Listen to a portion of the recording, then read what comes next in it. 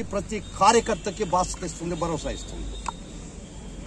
YSR Congress party ఏ కార్యకర్తకి ఇబ్బంది జరిగినా మేము ఉంటాం. లీగల్గా, న్యాయపరంగా, చట్టసమ్మతంగా పోలీసు వాళ్ళు దుర్మార్గమైన కేసులు పెట్టిన తెలపండి, మేము వచ్చి నిలబడతాం. న్యాయపరంగా మనం అన్యాయం చేయమని ఎవరు చెప్పరు, చేస్తే కూడా ఎవరు రక్షణకు రాలేదు.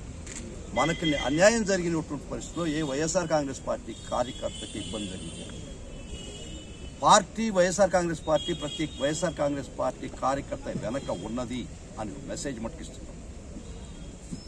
చాలా స్పష్టంగా ఇస్తాం, చాలా దృఢంగా ఇస్తున్నాం ఈ మెసేజ్. ఢిల్లీ నుంచి గల్లీ దాకా ఏ కార్యకర్త, నేను ఢిల్లీ నుంచి గల్లీ దాకా, గల్లీ నుంచి ఢిల్లీ దాకా వకీల్ని నేను మామూలుగా గల్లీ వకీల్ని. పరిస్థితులు నన్ను ఢిల్లీ దాకా తీసుకుంది. కేసులో పెట్టలే. సాక్ష్యం మొదటి నుంచి కంప్లైంట్లో కానీ, సాక్షులు చెప్పినటువంటి వాంగ్మూలంలో కానీ, దాని ప్రకారం షమీం ఖాన్ను, ఆయూబ్ ఖాన్ అనే ముద్దాయిల ప్రోద్బలంతో, వారి యొక్క ప్రోద్బలంతో జరిగిన హత్య అని చెప్పబడినా కూడా వాళ్ళ కేసులో ముద్దాయిలుగా పెట్టలే. అది చట్టపరంగా తప్పు కాబట్టి వాటి ముద్దాయిలుగా చేర్చుకుని మేము ఈరోజు కోర్టుకు కూర్చోండి.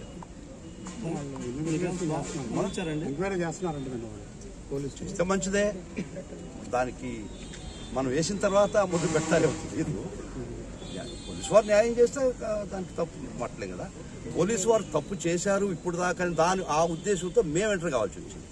వైఎస్ఆర్ కాంగ్రెస్ పార్టీ తరఫున జగన్మోహన్ రెడ్డి గారు మాకు ఇచ్చిన ఒక ఆదేశం, ఏ కార్యకర్తకి ఇబ్బంది జరిగినా పార్టీ నిలబడుతుంది. ఇబ్బంది వాళ్ళకి నష్టం, మీరు వాడి పక్కన నిలబడి వాళ్ళకి న్యాయపరంగా సహాయ సహకారాలు అందించమని మాకు ఆదేశాలు ఉన్నాయి. దాని ప్రకారం నేను పార్టీ జనరల్ సెక్రటరీగా ఒక పక్క, వైఎస్ఆర్ లీగల్ అఫేర్స్ చూసుకునే ముఖ్య బాధ్యత నాకు దానిలో కేటాయించబడింది.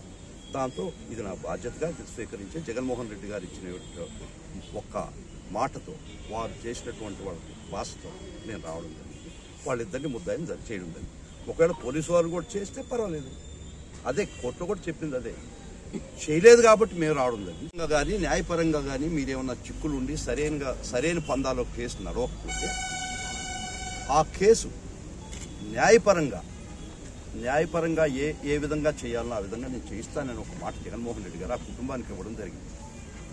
ఆ మాట ప్రకారం ఆ పని, ఇది న్యాయపరంగా దీన్ని కేసు నడపాలనే ఉద్దేశంతో ఆ పని నాకు జగన్మోహన్ రెడ్డి గారు అప్పగించడం జరిగింది. దాని దరిమిలా నేను ఈ కేసులో చూసుకుంటే, మొహరం రోజు ఒక ముస్లిం అబ్బాయి చనిపోయింది, చాలా ఘోరంగా మర్డర్ జరిగినటువంటి పరిస్థితి.